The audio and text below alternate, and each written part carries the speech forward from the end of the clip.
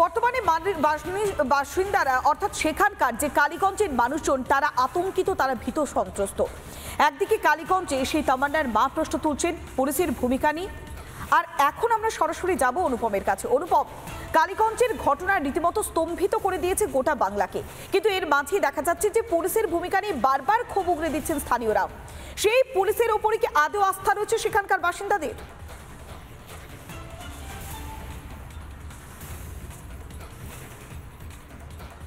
দেখো, পুলিশের ওপর তো আস্থা নেই। পুলিশ ঘটনাস্থলে যেদিন ঘটনা ঘটেছে সেদিন অনেক পরে এসছে, কিন্তু এই মুহূর্তে যে ছবি তোমায় দেখাবো এটা হচ্ছে মূল অভিযুক্ত তামান্নার মা যে অভিযোগপত্র দায়ের করেছে পুলিশের কাছে, তাতে আনোয়ার শেখের নাম উল্লেখ ছিল।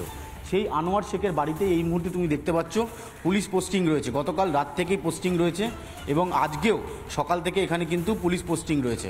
এখন প্রশ্ন হচ্ছে যে আনোয়ার শেখের বাড়িতে পুলিশ পোস্টিংয়ের কারণ কী? আনোয়ার শেখের বাড়িতে কি এমন কিছু আছে যে কারণে পুলিশ এখানে আগে থেকে পোস্টিং হয়ে রয়েছে? কোনো তল্লাশি কি গতকাল রাতে হয়েছে?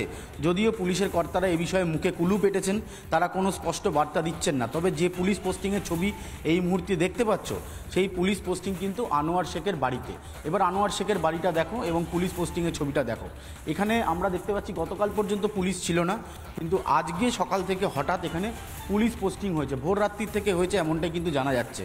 ফলে এই মুহূর্তে আনোয়ার শেখের বাড়িতে যেমন পুলিশ এখানে পোস্টিং রয়েছে, এখন মনে করা হচ্ছে যে যে বোমার কথা বলা হয়েছে, যে বোমাবাজি হয়েছিল, সেই বোমাবাজি কি এই মুহূর্তে এর মধ্যে কোনো বোমা রয়েছে? আমি পেছন দিক থেকে একটু যাব এবং এই মুহূর্তে আনোয়ার শেখের যে বাড়ি, মৃত জমির শেখ তার বাবা, সেই বাড়িতে কিন্তু আমরা দেখতে পাচ্ছি যে আজকে সকাল, অনেকেই বলছেন ভোর রাত্রি থেকে পুলিশ পোস্টিং রয়েছে। ভেতরের অংশের ছবি দেখাচ্ছি, তুমি দেখতে পাচ্ছ। এই যে অভিযুক্তর বিরুদ্ধে তামান্নার মা বারবার অভিযোগ করেছে যে বোমাবাজির ঘটনায় এই আনোয়ার শেখ প্রত্যক্ষ এবং পরোক্ষভাবে যুক্ত ছিল, তার ইনস্ট্রাকশানেই এখানে বিজয় উৎসবের নামে বোমাবাজি হয়েছে।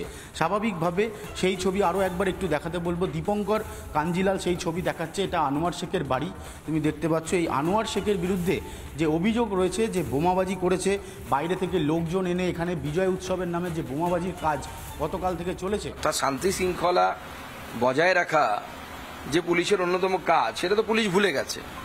হয় দুটো বাড়ি পাহারা দেয়া, আর না হলে বিজেপি নেতাদেরকে আটকানো, যেখানে আমি যাবো সেখানে আটকানোর ব্যবস্থা করা, এছাড়া তো কোনো কাজ নেই পুলিশের।